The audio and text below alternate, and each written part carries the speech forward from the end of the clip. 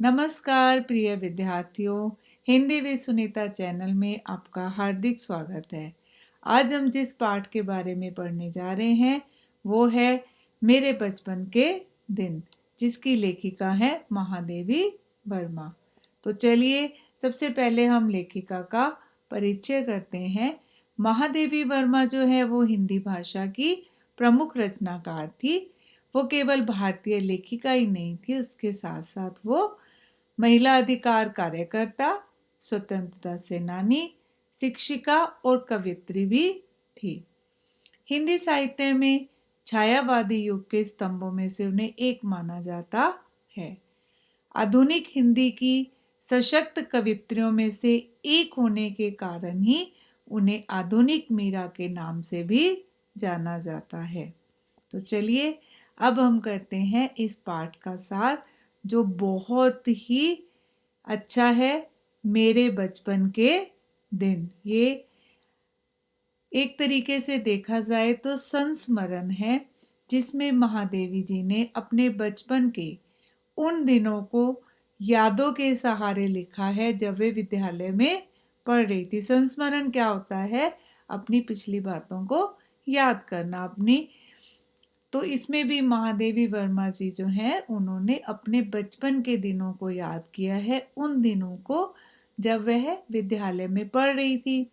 इसमें उन्होंने लड़कियों के प्रति जो सामाजिक रवैया था, विद्यालय की जो उसकी सहपाठिनी थी, वहाँ का जहाँ पे वो छात्रावास में रहती थी, वहाँ का जीवन कैसा था, कितना सौहार्दपूर्ण वातावरण था, आपस में प्रेम भाव, स्वतंत्रता आंदोलन के प्रति जो विद्यार्थियों का उस समय में दृष्टिकोण था, और उसके साथ साथ ही किस तरीके से उसकी गांधी जी से मुलाकात हुई और उसने कवि सम्मेलनों में जो उपलब्धियां हासिल की, उन सब का सजीव चित्रण किया है। तत्कालीन लेखिका के परिवार में पहले 200 वर्षों तक किसी भी लड़की का जन्म नहीं हुआ था, और उस समय में समाज की स्थिति ऐसी थी कि जब भी किसी लड़की का जन्म होता था तो उसे जन्म होते ही उसे क्या कर दिया जाता था? मार दिया जाता था। लेकिन 200 वर्षों के बाद जब लेखिका का जन्म हुआ उनके परिवार में, तो उनके परिवार में उसको एक उत्सव की तरह मनाया गया। और इसके साथ ही लेखिका के जो दादाजी थे, उन्होंने दुर्गा पूजा करके लड़की मांगी थी, इसलिए उन्हें अपने बचपन में कोई दुख नहीं हुआ। तो यहाँ से ये भी पता चलता है कि उनके परिवार में स्त्रियों का सम्मान किया जाता था। लेखिका को उर्दू, फारसी, अंग्रेजी और संस्कृत भाषाओं को पढ़ने की सुविधा प्राप्त थी। हिंदी पढ़ने के लिए उनकी माँ ने उनको प्रेरित किया था। लेखिका को हिंदी और संस्कृत पढ़ने में बहुत आनंद आता था, लेकिन उर्दू, फारसी उन्हें बिल्कुल भी अच्छी नहीं लगी, मतलब उनकी उसमें रुचि ही नहीं थी।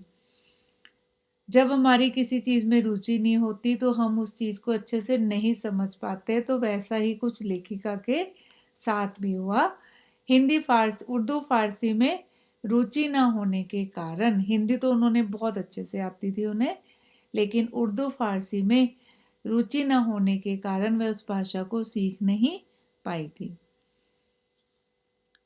उसके बाद में उन्हें मिशन स्कूल भेजा गया। जो मिशन स्कूल की दिनचर्या थी, यानी कि डेली रूटीन थी, वो उसे अपनी ओर आकर्षित नहीं कर पाई, यानी कि उसे वहाँ का एनवायरनमेंट, वहाँ का जो डेली रूटीन था वो अच्छा नहीं लगा।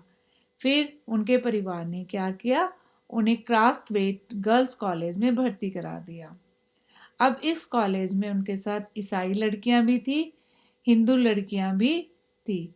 लेखिका जिस छात्रावास में रहती थी, वहाँ हर कमरे में 4-4 छात्राएं रहती थी। लेखिका के कमरे में उन्हें सुभद्रा कुमारी चौहान से भी मुलाकात करने का मौका मिला। जो सुभद्रा कुमारी चौहान थी, वो उनकी वहाँ की सीनियर छात्रा थी। वे कविता लिखती थी, इधर लेखिका की माँ भी भजन लिखती और गाती थी। अब लेखिका को लिखने का शौक कब पैदा हुआ था? लेखिका जब अपनी माँ से ही, अगर हम देखें तो लेखिका को अपनी माँ से ही लिखने की प्रेरणा मिली थी, क्योंकि जो उसकी माँ थी वो क्या करती थी, भजन लिखती भी थी और गाती भी थी, इसलिए उनके अंदर भी लिखने की इच्छा हुई। उन्होंने कविताएं लिखी और फिर लिखती ही चली गई। एक दिन क्या हुआ, महादेवी वर्मा के द्वारा जो छिप छिप कर कविता लिखने की भनक थी वो सुभद्रा कुमारी के कानों में पड़ी। तो उन्होंने क्या किया, लेखिका की कापियों में से कविताएं ढूंढकर उनके विषय में सारे छात्रावास को बता दिया। उस दिन से क्या हुआ, उन दोनों के बीच में मित्रता हो गई। यानी कि जो लेखिका पहले छिप छिप कर कविताएं लिखा करती थी, अब वो बात क्या हुई, सबके सामने आ गई। यहाँ पर जो सुभद्रा कुमारी चौहान है, उन्होंने भी लेखिका को और अधिक प्रेरित किया कविताएं लिखने के लिए। अब जब उन दोनों की मित्रता हो गई, तो वो जब भी खेलने के समय बैठती थी तो क्या करती थी, कविताएं लिखने लग जाती। कभी तुकबंदी करती, तुकबंदी का मतलब होता है राइमिंग वर्ड्स, है ना। तो कभी वो तुकबंदी करने लगती, और उनकी जो पत्रिकाएं थी, फिर वो स्त्री दर्पण नामक एक पत्रिका थी, पत्रिका यानी कि मैगजीन, उसमें भी उनकी कविता प्रकाशित हुई, यानी कि छप गई। लेखिका फिर कवि सम्मेलन में भी जाने लगी, वहां जाकर भी अपनी कविताएं बोलने लगी। लेखिका को कवि सम्मेलन में इनाम के तौर पर एक चांदी का कटोरा मिला, जिसे उन्होंने गांधी जी को दिखाया, और गांधी जी ने उसे कटोरे को, उस चांदी के कटोरे को मांग लिया उससे देश हित के लिए। यानी कि उस समय में क्या था, जैसे कि हमने पहले भी पढ़ा कि उस समय में विद्यार्थियों के मन में भी स्वतंत्रता आंदोलन के प्रति पूरी पूरी सी जो है भावना जगी हुई थी, देश प्रेम की भावना उनके मन में थी। तो अब जो लेखिका हैं, उन्होंने भी देश के हित के लिए वो कटोरा जो है वो गांधी जी को दे दिया, और गांधी जी को वह कीमती और चांदी का कटोरा भेंट करके बहुत खुश हुई। लेकिन उसे एक बात का दुख हुआ कि कटोरा लेकर गांधी जी ने उसे ये नहीं कहा कि तुम मुझे अपनी कविता सुनाओ।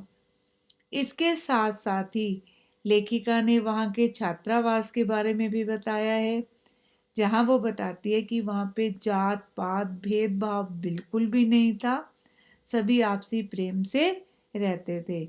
यहाँ पे लेखिका ने अपने परिवार का जो एक घनिष्ठ संबंध है वो जवारा के नवाब के साथ भी बताया है, और ये दिखाया है कि किस तरीके से उस समय में सांप्रदायिकता की भावना मन में किसी के भी नहीं थी। उनके परिवारों में बहुत घनिष्ठता थी, कोई जाति धर्म संबंधी भेदभाव नहीं था। एक दूसरे के जन्मदिन भी वो एक दूसरे के साथ मिलकर बनाते थे, और अगर हिंदू धर्म का कोई त्योहार है तो वो नवाब भी मनाते थे, और मुसलमानों का त्योहार जो है वो ये लोग भी मनाते थे। परंतु धीरे धीरे समय में परिवर्तन हुआ, सांप्रदायिकता बढ़ी। तो लेखिका क्या कहती है, लेखिका कहती है अब वो जो संबंध थे जवारा के नवाब के साथ उस समय उनके, वो आज उसे कैसे लग रहे हैं, सपने जैसे लगते हैं। ऐसा लगता है जैसे वो कोई एक सपना था। तो चलिए अब हम करते हैं इसके प्रश्न उत्तर। पहला प्रश्न है इसमें कि मैं उत्पन्न हुई तो मेरी बड़ी खातिर हुई और मुझे वह सब नहीं सहना पड़ा जो अन्य लड़कियों को सहना पड़ता है। इस कथन के आलोक में यह पता लगाएं कि क है इसमें उस समय लड़कियों की दशा कैसी थी, ख लड़कियों के जन्म के संबंध में आज की परिस्थितियां कैसी हैं। तो उत्तर का इसका क्या बनेगा, जैसे हमने पाठ के सार में ही पढ़ा था कि उस समय लड़कियों की दशा अच्छी नहीं थी, उन्हें जन्म होते ही मार दिया जाता था और उन्हें बोझ समझा जाता था, और इसके साथ साथ अनेक बुराइयां भी थी, जैसे उन्हें भोजन कम देना, पढ़ाई लिखाई से दूर लगा रखना आदि। ठीक है। ख क्या है प्रश्न कि आज परिस्थितियां कैसी हैं। अगर हम देखें तो आज क्या स्त्रियों की दशा वैसी है जैसी पहले थी? नहीं, आज तो स्थिति बदल चुकी है ना। अब तो लड़का लड़की में कोई अंतर नहीं किया जाता, ठीक है। और उसी तरीके से लड़कियों को पढ़ाया भी जाता है। लेकिन किसी किसी जगह पर परिस्थितियां अभी भी ऐसी हैं, परंतु अगर हम देखें तो मुख्य रूप से अब स्त्रियों की जो दशा है उसमें परिवर्तन आ चुका है। आज लड़कियां जो है वो हर तरीके से काम में हर हर क्षेत्र में आगे तरक्की कर रही हैं। प्रश्न 2 कि लेखिका उर्दू फारसी क्यों नहीं सीख पाई? क्यों नहीं सीख पाई लेखिका उर्दू फारसी? क्योंकि उसको उस विषय में रुचि नहीं थी। और जब भी उससे उर्दू फारसी पढ़ाने मौलवी साहब आते थे तो वो क्या करती थी? चारपाई के नीचे छिप जाती थी। फिर मौलवी साहब ने उसे पढ़ाने आना बंद कर दिया और वह उर्दू फारसी नहीं सीख पाई। चलिए, अब अगला प्रश्न है कि माँ की, जो लेखिका की माँ है, उसके व्यक्तित्व की क्या विशेषताएं थी?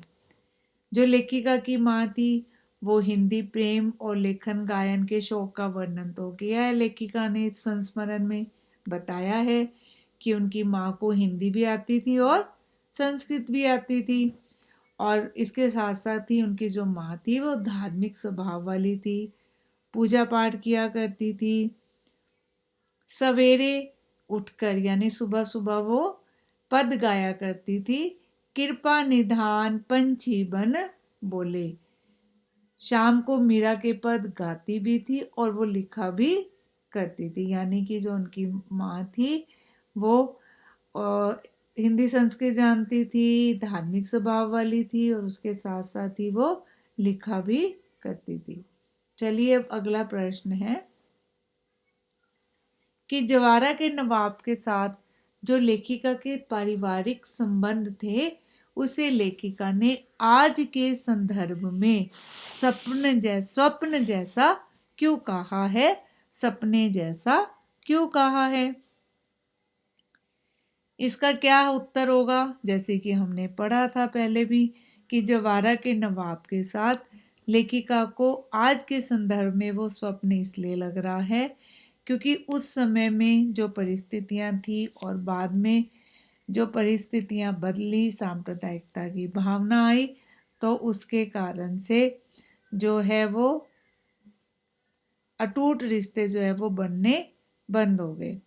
जवारा के नवाब के साथ लेखिका का जो परिवार था वो अलग अलग धर्म का होकर भी कैसे रहता था? किस संबंध के साथ? आत्मीय संबंध के साथ रहता था। एक दूसरे के त्योहार मिलकर मनाते थे और चाची, ताई, देवर, दुल्हन जैसे आत्मीयता भरे रिश्तों से भी वो जुड़े हुए थे। लेकिन वर्तमान समय में ऐसा दुर्लभ हो गया है, इसलिए लेखिका ने उसे क्या कहा है आज के संदर्भ में? स्वप्न जैसा, सपने जैसा कहा है। चलिए, अगला प्रश्न है कि वहाँ का, जहाँ पे लेखिका गर्ल्स कॉलेज में पढ़ती थी, वहाँ का वातावरण पढ़ाई के लिए आदर्श था। कैसे? ठीक है, वहाँ का वातावरण बहुत अच्छा था। वहाँ पे विभिन्न स्थानों से लड़कियाँ पढ़ने आती थी। उनमें कोई हिंदू थी, कोई ईसाई थी, या धर्म और क्षेत्र के स्थान पर कोई भी भेदभाव नहीं था। सब एक ही मेस में बना हुआ खाना खाते। तो चलिए, अब हम इसका अगला प्रश्न देखते हैं। महादेवी वर्मा को काव्य प्रतियोगिता में चांदी का कटोरा मिला था। अनुमान लगाइए कि आपको भी अगर इस तरीके का कोई पुरस्कार मिलता है और वह देश हित में या किसी आपदा निवारण के काम में देना पड़े तो आप कैसा अनुभव करोगे? अब इसमें आप अपने तरीके से उत्तर लिख सकते हैं क्योंकि एक बौद्धिक प्रश्न है। आप इसमें लिख सकते हो कि अगर मुझे ऐसा कोई कीमती पुरस्कार मिलता है तो देश हित की बात आने पर मैं उसे खुशी खुशी से दे दूंगा या दे दूंगी। क्यों? क्योंकि देश हित से बड़ा कुछ भी नहीं है। अगला प्रश्न है आपका कि जवारा के नवाब की जो बेगम ने सांप्रदायिक सौहार्द फैलाने की दिशा में अनुकरणीय उदाहरण प्रस्तुत किया। कैसे? ठीक है, अब यहाँ पे जो बात की जा रही है वो जवारा के नवाब की बेगम पे आधारित है कि किस तरीके से उसने सांप्रदायिक सौहार्द फैलाया, यानी कि आत्मीय संबंध बनाए थे लेखिका के साथ। तो इसमें आप क्या लिख सकते हो कि जवारा के नवाब की जो बेगम थी वो उसी कंपाउंड के एक बंगले में रहती थी जिसमें किसका परिवार रहता था? लेखिका का परिवार रहता था। अब उन दोनों में हिंदू मुसलमान का कोई भेद नहीं था और जो उनका परिवार था वो एक दूसरे के त्योहार भी मनाया करते थे। और जो जवारा के नवाब की बेगम थी ना, वो उन्हें कहती थी कि वो उन्हें ताई कहें, यानी कि उनको ताई कहने के लिए कहती थी। हिंदू शब्द है और वो कहती थी कि मुझे वो ताई बुलाएं। उनके जो बच्चे थे, लेखिका की माँ को क्या कहते थे? चच्ची जान। वे अपने इकलौते लड़के के हाथ पर रक्षाबंधन को राखी भी बंधवाती और लेखिका को लहरिया या कुछ उपहार भी देती थी। इसी तरह वह हिंदू त्योहारों को भी उतनी ही खुशी से मिलजुल कर मनाती जितना कि वो ईद को या मुहर्रम को मनाया करती थी। उनका अगर जो ये व्यवहार है वो सांप्रदायिकता के मुंह पर तमाचा था, यानी कि एक तरीके से उन्होंने सांप्रदायिकता से दूर रहने का संदेश लोगों को दिया है और इस तरीके से उन्होंने समाज के सामने एक अनुकरणीय उदाहरण प्रस्तुत किया है कि हमें भी धर्म जाति भेदभाव से ऊपर उठकर आपस में प्रेम प्यार से रहना चाहिए। अब है इसमें जो प्रश्न आ रहा है वो आपका आ रहा है कि काल्पनिक प्रश्न है, इसमें आपने कल्पना करके लिखना है कि अगर लड़कियों की संख्या कम हो जाए तो भारतीय समाज का रूप कैसा होगा। तो इसमें आप क्या लिख सकते हो कि, और कल्पना भी कर सकते हो आप। इसमें क्या कल्पना है कि अगर देखो लड़कियों की संख्या कम हो जाएगी तो बहुत सीधी सी बात है, भारतीय समाज का जो रूप है वो विकृत हो जाएगा, सामाजिक संतुलन क्या हो जाएगा? बिगड़ जाएगा। लड़के जो है उनकी संख्या बढ़ जाएगी और लड़कियों की संख्या क्या हो जाएगी? कम हो जाएगी। ऐसी स्थिति में जो है समाज में अनैतिकता, दुराचार, अपहरण जैसी घटनाएं जो है वो बढ़ जाएगी और समाज में अशांति का वातावरण पैदा होगा। धन्यवाद। उम्मीद करती हूँ कि आपको ये पाठ अच्छे से समझ आ गया होगा।